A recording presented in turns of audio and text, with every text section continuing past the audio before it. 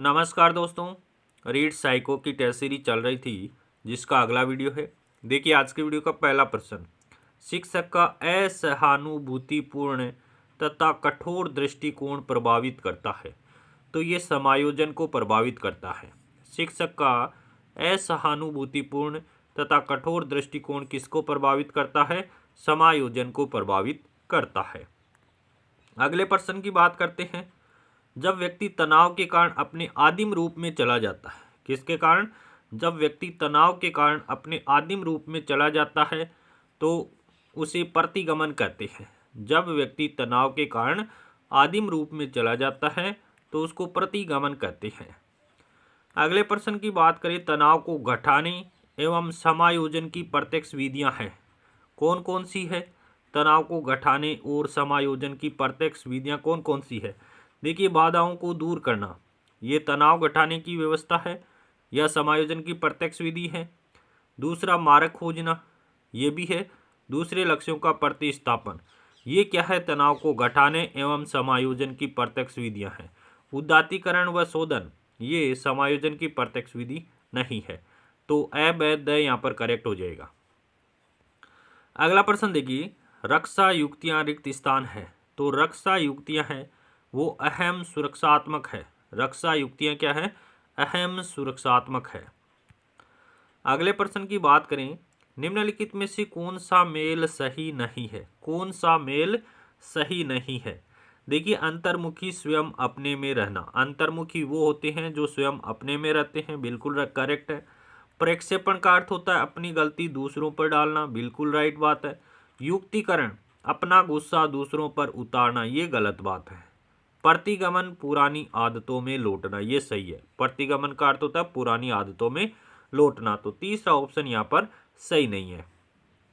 अगले प्रश्न की बात करें, रक्षा युक्तियों का प्रयोग सामान्यतः एक व्यक्ति रिक्त स्थान मन से करता है। तो रक्षा युक्तियों का प्रयोग एक व्यक्ति अचेतन मन से करता है। रक्षा युक्तियों का प्रयोग एक व्यक्ति अचेतन मन से करता है। अगले प्रश्न की बात करें कि निम्नलिखित में से कौन सा एक रक्षा युक्ति का प्रकार नहीं है? रक्षा युक्ति का प्रकार कौन सा नहीं है?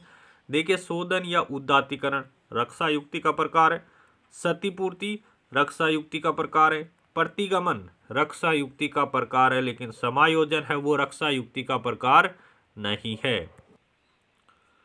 अगला प्रश्न देखिए, तनाव को कम करने के अप्रत्यक्ष ढंग कहलाते हैं। तनाव को कम करने का अप्रत्यक्ष ढंग रक्षात्मक यांत्रिकता कहलाता है। तनाव को कम करने का अप्रत्यक्ष ढंग क्या कहलाता है? रक्षात्मक यांत्रिकता कहलाता है। अगले प्रश्न की बात करें कि प्रतिरक्षा प्रक्रिया है। प्रतिरक्षा प्रक्रिया क्या है? व्यक्तित्व का रक्षा कवच है। प्रतिरक्षा प्रक्रिया क्या है? व्यक्तित्व का रक्षा कवच है। अगले प्रश्न की बात करें कि निम्नलिखित में से कौन सी रक्षात्मक क्रियाविधि नहीं है? रक्षात्मक क्रियाविधि कौन सी नहीं है? प्रतिगमन, क्षतिपूर्ति, उदात्तीकरण, ये तो रक्षात्मक क्रियाविधियां हैं। साहचर्य है वो रक्षात्मक क्रियाविधि नहीं है। साहचर्य है वो रक्षात्मक क्रियाविधि नहीं है। अगले प्रश्न की बात करें कि एक 8 वर्षीय बालक अपने छोटे भाई की तरह घुटने के बल चलता है, तो यह उदाहरण है। तो यह प्रतिगमन का उदाहरण है। एक 8 वर्षीय बालक है, वो अपने छोटे भाई की तरह घुटने के बल चलता है, तो यह किसका उदाहरण है? प्रतिगमन का उदाहरण है। अगले प्रश्न की बात करें कि एक वयस्क व्यक्ति का कठिन परिस्थितियों में बच्चों की तरह रोना किस प्रकार की प्रतिरक्षा प्रणाली है? तो ये प्रतिगमन का उदाहरण है। एक वयस्क व्यक्ति है, वो कठिन परिस्थितियों में बच्चों की तरह रोता है, तो यह प्रतिगमन का उदाहरण है। अगले प्रश्न की बात करें कि बच्चे जैसा व्यवहार करना एक उदाहरण है। बच्चे के समान व्यवहार करना उदाहरण है प्रतिगमन का। बच्चे जैसा व्यवहार करना उदाहरण किसका है? प्रतिगमन का उदाहरण है।